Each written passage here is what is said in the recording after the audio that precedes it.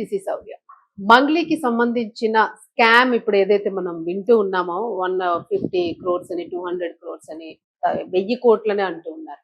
So అసలు ఈ scam ఎంత జరిగింది, దీనికి సంబంధించి చాలా పెద్ద మొత్తాన్ని దుబాయ్లో ఇన్వెస్ట్ చేసింది అనే వార్త వినిపిస్తుంది. అలాగే చాలా వరకు కూడా గోల్డ్ అనేది కూడా ఉంది అని చెప్పేసి. సో ఇది ఎంతవరకు వాస్తవమో, అసలు ఏ రకంగా ఇది బయటికి లీక్ అయింది, నిజంగానే దుబాయ్లో ఆస్తులు ఉన్నాయా మంగ్లీకి? సో ఈ డీటెయిల్స్ అన్ని మాట్లాడదాం సీనియర్ జర్నలిస్ట్ దాము బాలాజీ గారు. నమస్తే సార్. సార్ ఏమంటారు సార్, అంటే నిజంగానే అంటే మనం వింటూ ఉంటాము ఇట్లా సడన్ గా అంటే మంచి హైప్కి వెళ్ళి మంచి డబ్బు వచ్చినప్పుడు వాళ్ళు ఇతర ప్రాంతాల్లో ఇన్వెస్ట్ చేస్తూ ఉంటారు, దుబాయ్, సింగపూర్ లాంటి. నిజంగానే మంగ్లీకి అంత క్యాపబిలిటీ ఉంది అక్కడ పెట్టింది అనుకోవచ్చు స్కామ్ డబ్బు అంతా కూడా? మామూలుగా ఒక సామెత ఉందండి, ఫెయిల్యూర్ ని డీల్ చేయడం కంటే సక్సెస్ ని డీల్ చేయడం డిఫికల్ట్ అంట.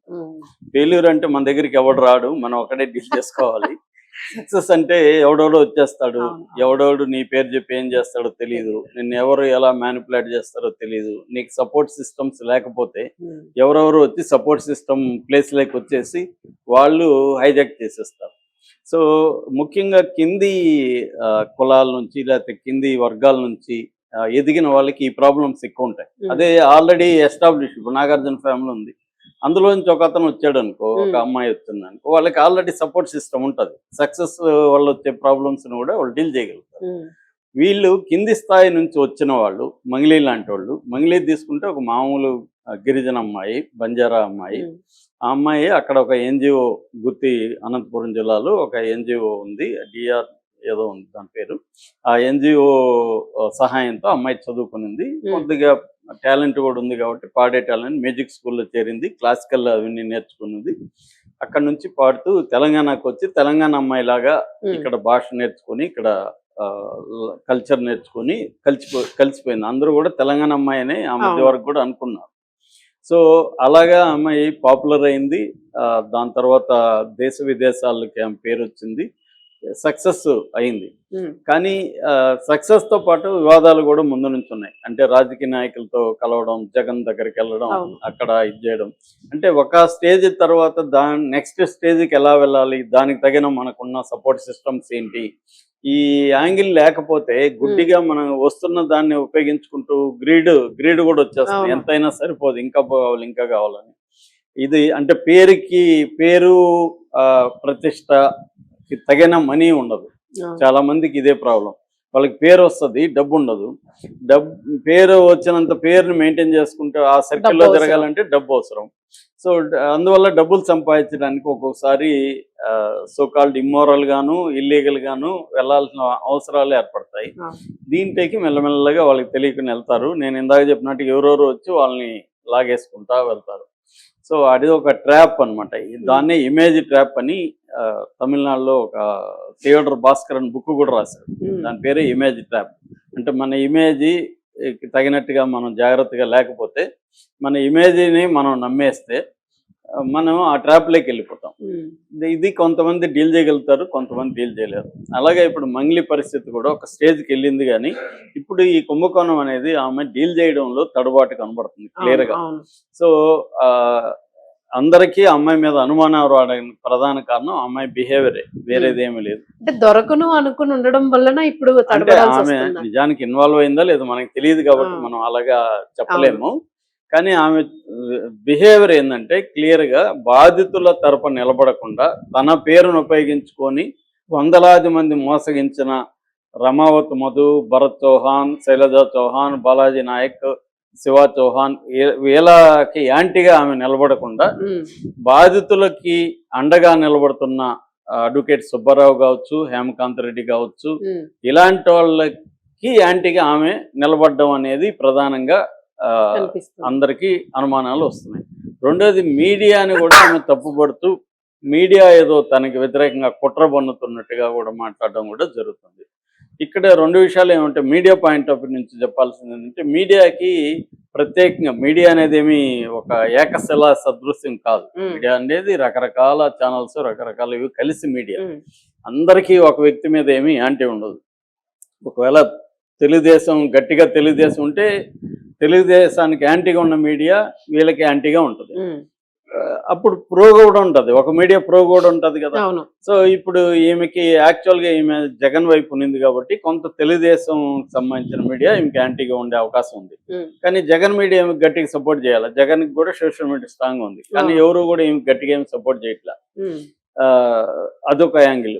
సో మీడియా ఎందుకు చేస్తుందంటే, ఇప్పుడు మనం ఒక వీడియో పెడతాం అనుకో, జనం చూస్తా ఉంటే రెండో వీడియో పెడతాం, మూడో వీడియో పెడతాం. జనం చూడలేదనుకో, 2 సార్లు పెట్టి చూడట్లేదులే వేరే టాపిక్ లోకి వెళ్దాం అనుకుంటాం. This is media.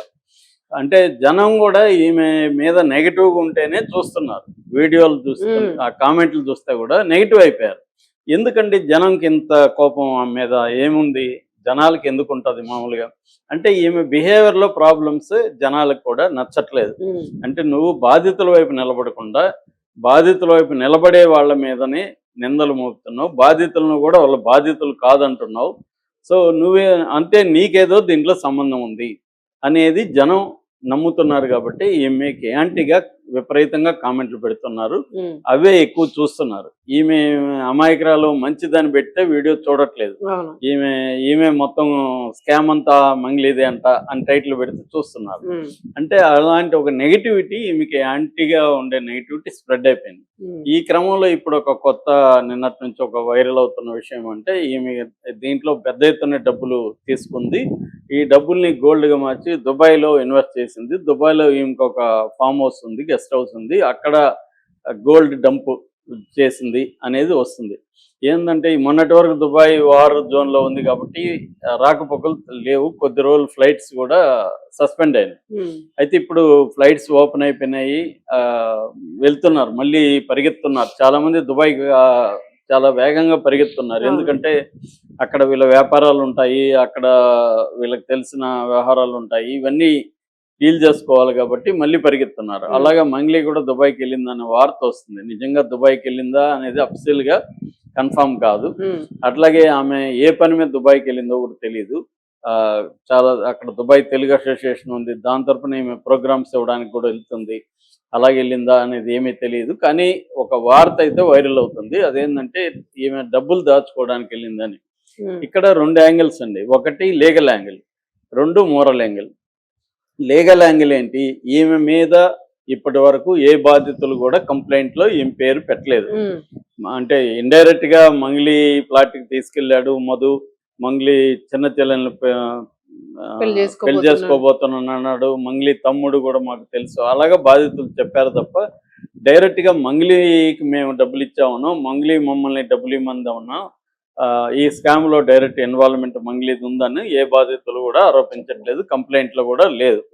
అందుకని ఇప్పుడు ఈ మధు అండ్ ఇందాక చెప్పిన పేర్లు అయితే భరత్ అండ్ శైలజ, బాలాజీ నాయక్ అండ్ శివ, వీళ్ళ పేర్లు అయితే ఉన్నాయో దాని మీద ఇప్పుడు కొన్ని కేసులనేమో సిఐడి చూస్తుంది, స్టేట్ సిఐడి. ఇంకొక కొన్ని కేసులనేమో ఎకనామిక్ అఫెన్సెస్ వింగ్ సైబరాబాద్, ఆ వింగ్ చూస్తుందండి. ఇప్పుడు సైబరాబాద్ చూస్తున్న వింగ్ దీంట్లో మధుని అరెస్ట్ చేశారు. ఆల్రెడీ 2024-25లో మధుని నల్గొండలో అరెస్ట్ చేశారు. ఒకటి అరెస్ట్ చేసి బెయిల్ మీద అతను బయటకు వచ్చాడు. ఇప్పుడు వీళ్ళు అరెస్ట్ చేశారు, మళ్ళీ పోలీస్ కస్టడీకి తీసుకున్నారు. సో వాళ్ళు ఇప్పుడు విచారణ జరపాలి. ఆ విచారణలో మంగ్లీకి మధు డబ్బులు ఇచ్చున్నా, లేకపోతే ఇంకేదన్నా గోల్డ్ రూపంలో ఇంకేదైనా రూపంలో ఇచ్చున్నా బయటకు వస్తుంది. అది లీగల్ యాంగిల్. కానీ మోరల్ యాంగిల్లో మీడియా కానీ పబ్లిక్ కానీ ఆల్రెడీ మంగ్లీ తప్పు చేసినట్టుగానే భావిస్తున్నారు మెజారిటీ వర్గం. ఎందుకంటే ఈమె బిహేవియరు, ఈమె అటాక్, ఫోన్లలో బూతులు మాట్లాడడం. నిన్న కూడా ఒక ప్రత్యూష రాథోడ్తో ఫోన్ కాల్లో అతను ఎవరో తిరుమలేష్ రెడ్డిని ఆ పిచ్చినా కొడుకు అని మాట్లాడింది. అది షాక్ అయ్యారు. మామూలుగా మంగ్లీ ఇలాంటి బూతులు మాట్లాడుతుందా అని. మేబీ ఫ్రస్ట్రేషన్ లో కూడా మనకు కూడా నాకైతే నాకు వస్తాయి ఖచ్చితంగా. ఫ్రస్ట్రేషన్ వస్తే నాకు బూతులు వస్తాయి. ఎందుకంటే నా నేపథ్యం, నేను అలాగే ఆమెకు కూడా ట్రైబల్ నేపథ్యం కాబట్టి బూతులు రావచ్చు. ఫ్రస్ట్రేషన్ లో తప్పు లేదు.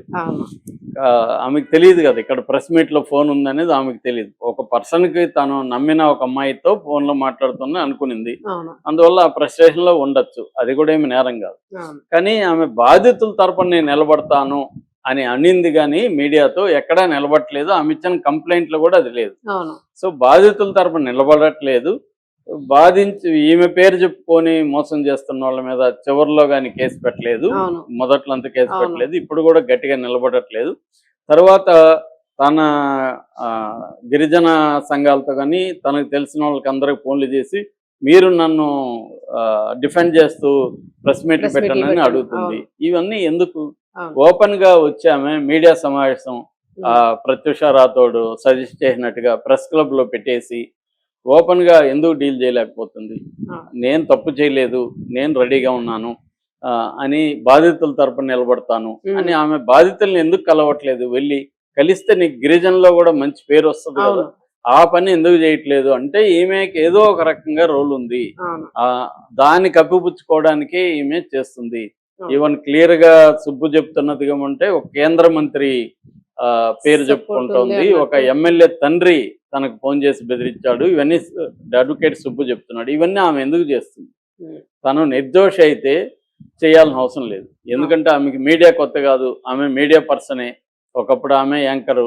సో ఆమెకు తెలుసు మీడియా ఎలా బిహేవ్ చేస్తుందని. సో ఓపెన్ గా వచ్చి మీడియాతో ఫ్రెండ్లీగా ఉండొచ్చు. అడిగి ఏం అడుగుతారండి? మీడియా అడిగితే ఇవన్నీ అడుగుతారు, అవన్నీ అబద్ధాలండి, లీగల్ గా నేను రెడీగా ఉన్నాను, బాధితుల వైపు నేను ఉంటాను అని చెప్పడానికి ఏంటి? ఇది ఎందుకు చెప్పకుండా తనకు నచ్చిన ఒక్క ఛానల్లో మాత్రమే పోయి డీటెయిల్ గా ఇచ్చి అది కూడా మెలో డ్రామా ఎందుకు చేస్తుంది? అంటే తాను విక్టిమ్ కాదు, నిజానికి తాను విక్టిమ్ అయితే ఎవరు తన బాధించింది? మధు అండ్ వాళ్ళ వల్ల ఈ విక్టిమ్ తప్ప బాధితుల వల్ల ఈ విక్టిమ్ అన్నట్టుగా ఈమె ప్రొజెక్ట్ చేస్తుంది. సో ఇక్కడ బాధితుల ఈమె విక్టిము, బాధితులు కదా విక్టిము. సో ఇది చెప్పట్లేదు. సో అందుకని ఇప్పుడు దుబాయ్ యాంగిల్ తీసుకొచ్చారు. దుబాయ్ యాంగిల్లో ఎంత నిజమనే ప్రూఫ్స్ అయితే నాకు ఇప్పుడు ఎవరు చూపిలేదు. అంటే దుబాయ్కి వెళ్ళింది, దుబాయ్ లో గోల్డ్ పెట్టింది అన్న ప్రూఫ్స్ అయితే ఏమీ లేవు. వార్త అయితే చక్కర్లు కొడుతుంది. ఏదేమైనా నాకు తెలిసి ఆమె దీనికి ఫుల్ స్టాప్ పెట్టాలి. ఆమె ఒక ప్రెస్ మీట్ పెట్టి ఎంతమంది మీడియా వస్తే అంతమందిని రమ్మని చెప్పి కూర్చొని ఓపెన్ గా మాట్లాడితే, అట్లాగే బాధితుల్ని కలిసి ఆమె వీళ్ళ మీద కంప్లైంట్లు ఫైల్ చేసి బాధితుల తరపు నిలబడితే ఆమె క్లియరెన్స్ అవుతుంది. అది చేయకుండా నువ్వు ఇంకేమేమి చేసినా, నీకు మోడీ వరకు వెళ్ళినా కూడా జనంలో మాత్రం యాంటీగానే వస్తుంది. అంతే. Thank you.